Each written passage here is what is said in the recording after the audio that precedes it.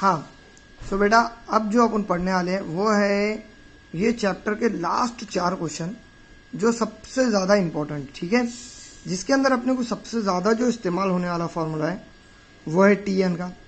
मुझे बोलो T N का अपन ने फॉर्मूला क्या पढ़े, A plus N minus one into D. भाई ये फॉर्मूला पढ़े ना।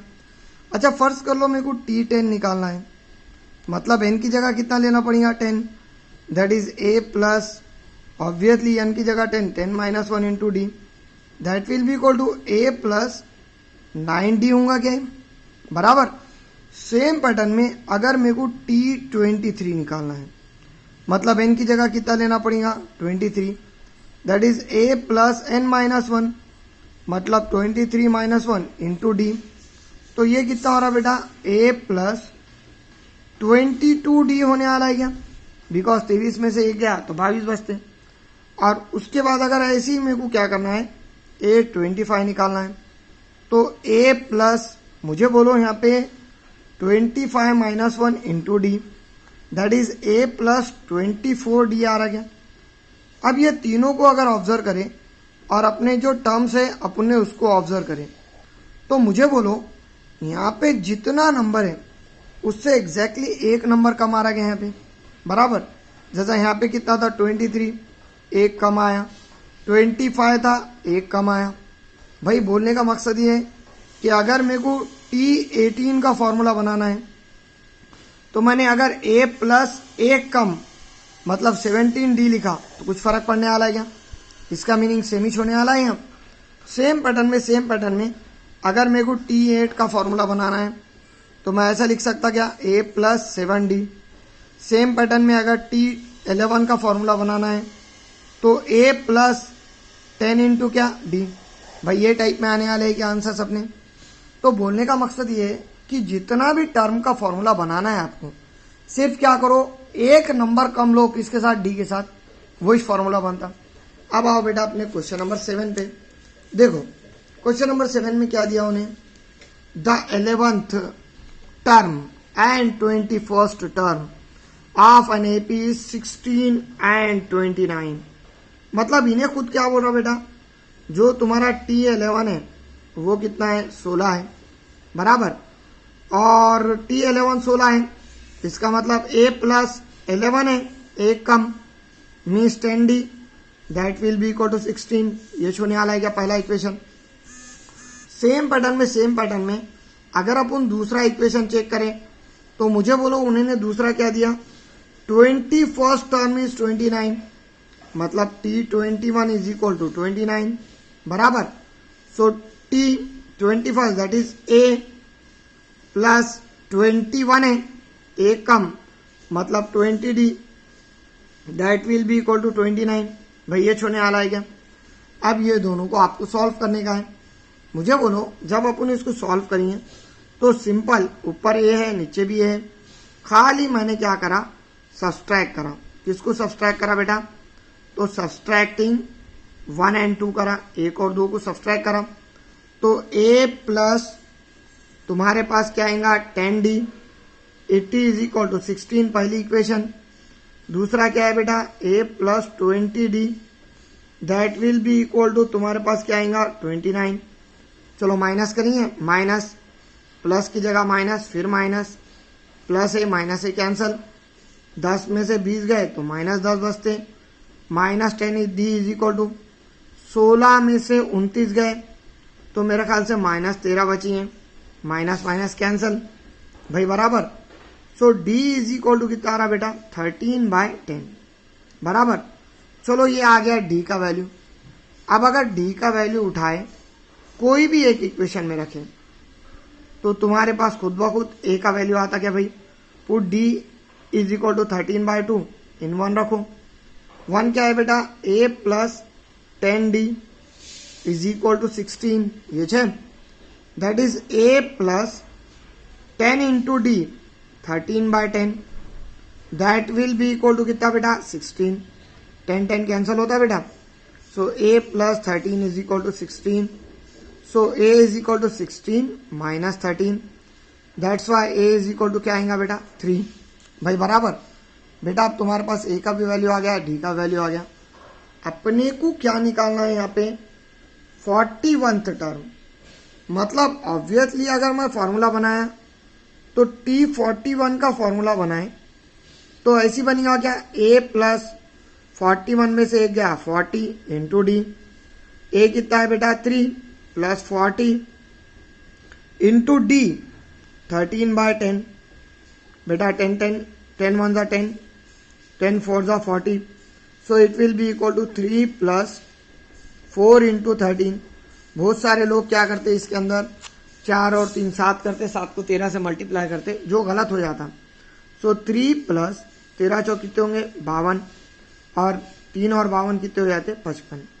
ये है तुम्हारा फाइनल आंसर। ठीक है। अब बेटा ये टर्म आने के बाद जो सबसे इंपॉर्टेंट चीज है वो, सॉरी ये तो हो गया क्वेश्चन। बेटा यहाँ उर्दू में नहीं लिखा क्यों, तो एकदम इजी है क्वेश्चन समझने के वास्ते, कुछ हार्ड नहीं है। इन्हें क्या दिया, 11वां टर्म और 21वां टर्म, 16 और 29 है तो 41वां टर्म मालूम कीजिए, इतना क्वेश्चन है। अब यहाँ पे थोड़ा अलग क्वेश्चन है। क्या दिया देखो इन्हें, 11 8 5 2 इन दिस एपी, 11 8 5 2 ये मुतवातिर में कौन सा टर्म 151 आएगा, विच टर्म इज 151। तो अपने को क्या फाइंड आउट करने का है कि अगर ये सीक्वेंस अपन लिखें तो 151 कितने नंबर पे आएगा ये फाइंड आउट करने का। कितने नंबर पे आएगा ये फाइंड आउट करना मतलब क्या, एन फाइंड आउट करना। और एन फाइंड आउट करने के लिए सबसे पहले ए निकालो। ए बोले तो पहला टर्म रहता 11। बेटा अगर डी देखें यहाँ अपन तो डी तुम्हारे पास क्या आने वाला है भाई, 8 माइनस 11 दैट इज -3 बराबर क्या। मुझे बोलो उन्हें क्या बोल रहा, कितना टर्म क्या आएगा 151। तो मैं ऐसा लिख सकता क्या, कभी भी याद रखो बेटा टी एन लेने का, अगर एन की कीमत निकालना है, एन मालूम करना है तो हमेशा टी एन डायरेक्ट लेने का। जो टर्म उन्होंने लास्ट दिया वो टर्म हमेशा क्या लेने का, एन लेने का। सो टी एन लेने का, ऑब्वियसली टी एन आ गया -151। मुझे बोलो बेटा टी एन का फॉर्मूला क्या है, A plus N minus 1 into D that will be equal to -151। बेटा तुम्हारे पास ए का वैल्यू अवेलेबल है, ए का वैल्यू क्या है तो 11 plus N minus 1 as it is. बेटा डी का वैल्यू -3 है that will be equal to -151।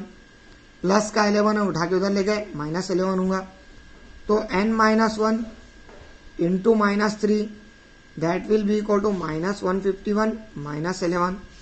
तो n minus 1 into -3 it is equal to 1 और 1 2 6 और ये एक -162 होता क्या बेटा है भाई, माइनस का 3 इंटू में उधर गया तो कहीं में जाएगा डिवीजन में, मतलब n minus 1 is equal to -162 upon -3, minus minus cancel, 3 1 3, 3 पंजे 15, 3 चौक 12 भाई बराबर। So n minus 1 is equal to 54 आ रहा है। तो we get n is equal to 54 54 minus का 1 है उठा के उधर लेके +1 होने वाला, तो n इज इक्वल टू क्या बेटा 55। इसका मतलब क्या है कि ये वाले सीक्वेंस में 55वां जो टर्म है वो कितना आएगा -151 आएगा। तो यहाँ पे लिखने का 55th टर्म इज -151। उर्दू वाले क्या लिखेंगे, 55वां रुकन 151 सॉरी -151 होगा। ठीक है बेटा, ये तो हो गए 2 क्वेश्चन तुम्हारे 7 8। अब उसके बाद क्वेश्चन नंबर 9 है। अब 9 क्वेश्चन थोड़ा अलग है। देखो 9 क्वेश्चन में क्या दिया उन्होंने, सो 9 क्वेश्चन में क्या दिया, in the natural number from 10 to 250 how many are divisible by 4। मतलब इन्हें बोलना क्या चाह रहा कि 10 से लेके 250 तक ऐसे कितने नंबर हैं जो 4 से डिवाइड होते हैं। फिर से हाउ मेनी आया, मतलब n का वैल्यू निकालना है। मुझे बोलो 10 डिवाइड होता नहीं तो इसको ले नहीं सकते, 11 नहीं होता बेटा। द सीक्वेंस इज या द एपी इज, बेटा पहला टर्म 12 आने वाला क्या मुतवातिर का, दूसरा टर्म क्या आएगा 16, तीसरा क्या आएगा भाई 20, अप टू लास्ट में 250 डिवाइड नहीं होता, 249 तो पॉसिबल नहीं है। 248 को करके देखो बोला, 4 6 के 24, 4 दूनी 8 मतलब लास्ट वाला टर्म 248 आता है। तो ये टाइप में सबसे पहले आपको 4 से डिवाइड होने वाले पूरे नंबर्स का एक सीक्वेंस बनाना है, एक सीरीज बनाना है। जैसा मैंने यहाँ पे करा बेटा, मैंने 10 और 250 नहीं लिया, क्यों? तो उन्होंने पूछा इनके बीच में कितने नंबर है जो 4 से डिवाइड होते हैं। ये दोनों भी डिवाइड नहीं होते, इसलिए दोनों भी नहीं लिए, सिर्फ 4 से डिवाइड होने वाले इनके बीच वाले नंबर लिए। उर्दू में क्या है बेटा ये क्वेश्चन? तो ऐसे कितने तबाही आदद है जो 10 से लेके 250 के बीच में है और 4 से तकसीम होते हैं। तो पहले वो सीक्वेंस निकाले अपन। अब ये निकालने के बाद AP निकालने के बाद बेटा A इज इक्वल टू कितना आएगा 12, obviously D is equal to ऐसे आएगा क्या 16 minus 12 that will be equal to 4। चलो बेटा ये तो हो गया A का और D का वैल्यू। और उसके बाद लास्ट में फिर से मैंने क्या बताया था, जो आखिरी वाला टर्म है कितना नंबर निकालने का रहा कि 100% TN लेते बेटा अपन, ये तो आप लोगों को मालूम है। सो TN 45 आएगा, 248 आएगा, क्यों तो आखिरी वाला नंबर 248 है। चलो अब TN लिए बाद A plus n-1 into D is equal to क्या बेटा 248। भाई A 12 plus n-1 into D कितना है बेटा 4, it is equal to 248। Plus का 12 है, उठा के उधर ले गए -12, तो n-1 into 4 is equal to 248 minus 12। भाई ये चाहिए। So we get n-1 into 4 is equal to बेटा ये 6, 3 और 2 एज इट इज आता गया। अब ये आने के बाद 4 मल्टीप्लीकेशन में डिवीजन में जाएगा, तो we get n-1 is equal to 236 divide by कितना 4, 4 1 4, 4 पंचे 20, 3 बचे, 4 9 36। तो n-1 इज इक्वल टू तुम्हारे पास कितना रहा 59। तो n is equal to 59 plus 1, that's why n is equal to कितना आएगा 60। इसका मतलब क्या है, तुम्हारे पास ऐसे 60 नंबर है जो 2 और 250 के बीच में आते और जो 4 से डिवाइड होते। There are 60 numbers which are divisible by किससे बेटा डिविजिबल बाय 4 इन बिटवीन क्या लेंगे यहाँ 10 to 250। मतलब 60 से लेके 10 से लेके 250 के बीच में 60 नंबर है जो किससे डिवाइड होते, तो 4 से डिवाइड होते, 4 से तकसीम होते, ये इसका मतलब है। अब बेटा आखिरी क्वेश्चन एकदम इजी क्वेश्चन है इसका। In an AP 17th term is 7 more than the 10th term, then find the common difference। अब उर्दू में क्वेश्चन क्या है, एक AP में एक मुतवातिर में 17वां रुकन 10वें रुकन से 7 बड़ा है या 7 ज़्यादा है, तो मुश्तरिक फ़र्क मालूम कीजिए। ये उर्दू में क्वेश्चन है। मुझे बोलो इन्हें खुद क्या रह रहा अपना, जो 17वां रुकन है वो कितने 10वें रुकन से 7 ज़्यादा है। बेटा ये चाह रहा है कि equation 17th term is 7 more than the 10th term, बराबर क्या है 17th term is 7 more than, more का मतलब क्या प्लस, ज़्यादा का मतलब क्या करते जमा करते अपन।